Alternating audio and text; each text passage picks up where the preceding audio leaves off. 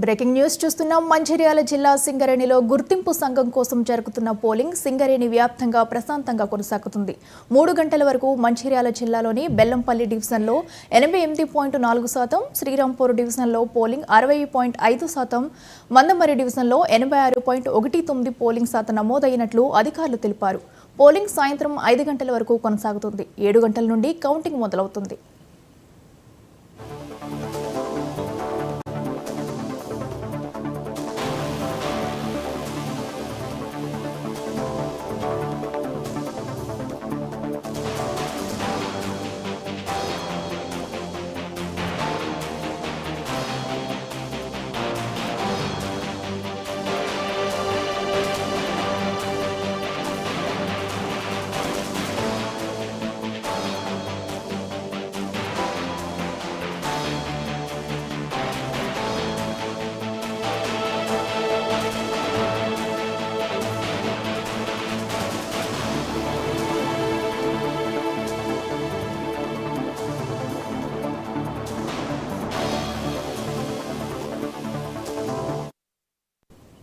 మంచిర్యాల జిల్లా సింగరేణిలో గుర్తింపు సంఘం కోసం జరుగుతున్న పోలింగ్ సింగరేణి వ్యాప్తంగా ప్రశాంతంగా కొనసాగుతుంది.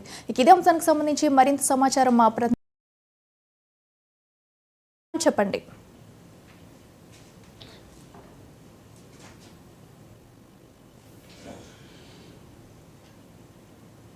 క్షణాల్లో ఎన్నికలు మాత్రం ముగుస్తుండటంతో అందరూ కూడా తమ ఓటు హక్కును వినియోగించుకుంటున్నారు.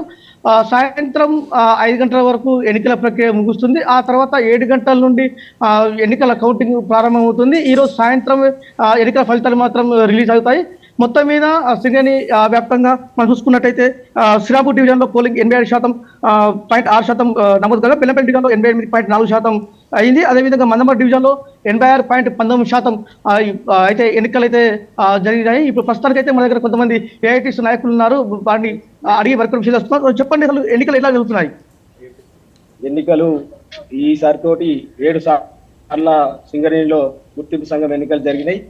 7 సార్లు గుర్తింపు సంఘంగా 3 సార్ల ఏఐటీసీ గెలిచింది, ఒక్కసారి ఐఎన్టీసీ గెలిచింది, 2 సార్ల టీబీజీ కేసు గెలిచింది. ఏఐటీసీ గెలిచినప్పుడు ఎన్నో హక్కులు పొడగొట్టింది, చాలా హక్కులు పొడగొట్టింది, అరాచకం చేసింది, గోల్డెన్ సెకండ్ తెచ్చింది, ఎన్ఎంఏ సీఎం తెచ్చింది, కార్మికుల హక్కులను కాల రాసింది, డిపెండెంట్ కూడా పొడగొట్టింది. ఆ తర్వాత ఆ కొన్ని పొడగొట్టిన హక్కులను ఐఎన్టీసీ యూనియన్ 2003లో గుర్తింపు సంఘంగా గెలిచినప్పుడు కొన్ని హక్కులు మళ్ళా తీసుకురాగలిగింది.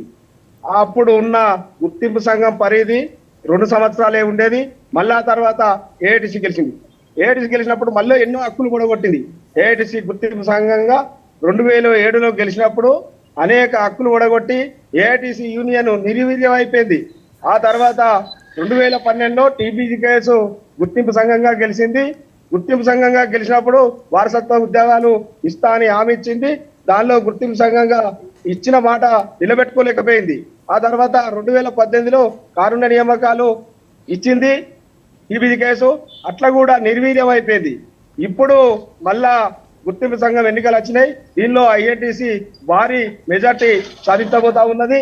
ఎందుకంటే మేము ఒక 6 డిమాండ్లు పెట్టినాం, 6 హామీలు ఇచ్చిండ్రు మా రేవంత్ రెడ్డి గారు, అదేవిధంగా మా జనక ప్రసాద్ గారు, మా అధ్యక్షుడు సంజీవరెడ్డి గారు 6 గ్యారంటీలను ఇక్కడ కార్మికులకు హామీ ఇచ్చిండు. అదేవిధంగా 250 గజాల జాగా, 20 లక్షల ఏదైతే వడ్డీ లేని రుణం, అదేవిధంగా ఏదైతే ఇన్కమ్ ట్యాక్స్ రద్దు చేస్తామన్నారు, అదేవిధంగా కొత్త బావులు తీసుకువస్తామన్నారు, ప్రైవేటీకరణను పూర్తిగా అడ్డుకుంటామని ఐఎన్టీసీ హామీ ఇవ్వడం జరిగింది. ఐఎన్టీసీని హామీ ఇవ్వడంతో కార్మికులు భారీ మెజార్టీతో గెలిపించబోతా ఉన్నారు. ఎందుకంటే కార్మికులకు ఇక్కడ ధీమా ఏంటంటే అక్కడ రేవంత్ రెడ్డి ప్రభుత్వం ఉన్నది, ఇక్కడ ఐఎన్టీసీని గెలిపిస్తేనే పనులు అవుతాయి. అట్లాగాని గతంలో కేసీఆర్ ప్రభుత్వం లెక్క కార్మికులు ఊహించుకుంటలేరని ఈ సందర్భంగా తెలియజేసుకుంటూ ఇచ్చిన మాటను నిలబెట్టుకోవడానికి ఐఎన్టీసీ యూనియన్ సిద్ధంగా ఉన్నది. చెప్పండి, ముఖ్యంగా ఇప్పుడు కొంతమంది టీబీజీ కేసు నుండి కొంతమంది నాయకులు ఐఎన్టీసీలో చేయాలి, వారి వల్ల ఐఎన్టీసీకి ఏమైనా ప్లేస్ అవకాశం ఉందా?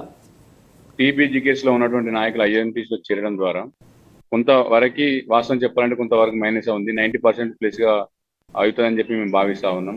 ఎందుకంటే వారు వెనుక ఉన్నటువంటి క్యాడర్, పైన ఉన్నటువంటి లీడర్లు అవినీతి చేసినప్పటికీ కూడా కింద క్యాడర్ సిన్సియర్ గా పనిచేసినటువంటి కార్యకర్తలు ఉన్నారు కాబట్టి వాళ్ళని చేర్చుకోవడం ద్వారా మేము మరింత బలం పెరిగింది, మేము మరింత ముందుకు పోతా ఉన్నామని చెప్పి తెలియజేస్తా ఉన్నాము. డెఫినెట్ గా ఇప్పుడు ఈసారి ఐఎన్టీసీ యూనియన్ ఈ శ్రీరాంపూర్ ఏరియాలో ఖచ్చితంగా గెలవబోతా ఉంది. ఎందుకంటే ఇవాళ బలమైనటువంటి నాయకుడు ఈ ప్రాంత ఎమ్మెల్యే, శాసనసభ్యులు గౌరవనీయులు ప్రేమ్ సాగర్ సార్ గారు ఉన్నారు కాబట్టి ఈ ప్రాంతంలో ఖచ్చితంగా ఈసారి గడియారం గుడ్ టైం స్టార్ట్ అవుతుందని చెప్పి తెలియజేస్తా ఉన్నాం. మొత్తం అయితే రాబోయే ఈ ఎలక్షన్ లో తప్పకుండా ఐఎన్టీ గెలుస్తుందని చెప్పేసి కాంగ్రెస్ సంబంధించిన అనుబంధ సంస్థ అయినటువంటి ఐఎన్టీసీ చెప్తున్నారు. అదేవిధంగా ఐఎన్టీసీ కూడా తమ ఏదైతే కార్మిక సంఘం ఉందో అదే గెలుస్తుందని చెప్పేసి వారు వ్యక్తం చేస్తున్నారు. మొత్తానికైతే కాంగ్రెస్ అదే విధంగా సిపెక్ రెండు సంబంధించిన కార్మిక సంఘాలు ఏవైతే ఉన్నాయో ఎవరికి వారి ధీమా అయితే వ్యక్తం చేస్తున్న పరిస్థితి కనబడుతుంది. ఇంకా కొద్ది క్షణంలో ఎన్నికల ప్రక్రియ అయితే ముగియబోతుంది. 7 గంటల నుండి కౌంటింగ్ మాత్రం ప్రారంభమవుతుంది. ఈ రోజు సాయంత్రమే దీనికి సంబంధించిన ఫలితాలు అయితే వెళ్లి అవకాశం ఉంది.